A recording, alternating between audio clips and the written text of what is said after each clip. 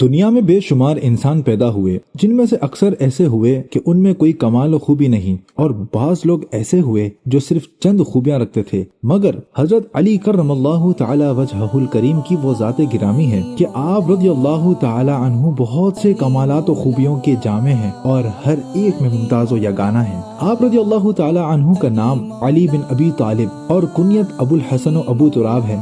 آپ رضی اللہ تعالی عنہ سرکار اقدس صلی اللہ تعالی علیہ وآلہ وسلم کے چچا ابو طالب کے صاحبزادے ہیں، یعنی حضور اکرم صلی اللہ علیہ وآلہ وسلم کے چچا زاد بھائی ہیں۔ آپ رضی اللہ تعالی عنہ کی والدہ محترمہ کا اسم گرامی فاطمہ بنت اسد بن ہاشم ہے، اور یہ پہلی خاتون ہیں جنہوں نے اسلام قبول کیا اور ہجرت فرمائی۔ آپ رضی اللہ تعالی عنہ واقع فیل کے 30 سال بعد پیدا ہوئے۔ اسی طرح حضور اکرم صلی اللہ علیہ وآلہ وسلم کے سائے میں آپ رضی اللہ تعالی عنہ نے پرورش پائی اور انہی کی گود میں ہوش سنبھالا اور آنکھ کھلتے ہی جمال محبوب صلی اللہ علیہ وسلم کو دیکھا۔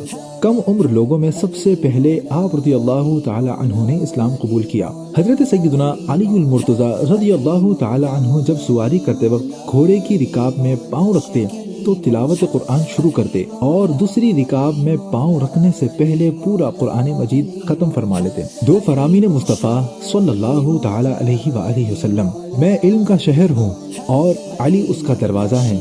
دوسری حدیث پاک، میں حکمت کا گھر ہوں اور علی اس کا دروازہ ہے۔ 17 رمضان مبارک کی صبح کی نماز کو جاتے ہوئے خبیث ابن ملجم نے آپ پر وار کیا۔ جیسے ہی تلوار لگی تو آپ رضی اللہ تعالی عنہ نے فرمایا، فزت برب الکعبہ، یعنی رب کعبہ کی قسم میں کامیاب ہو گیا۔ پھر 21 رمضان مبارک اتوار کی شب آپ رضی اللہ تعالی عنہ کی شہادت ہو گئی۔ انا للہ و انا الیہ راجعون۔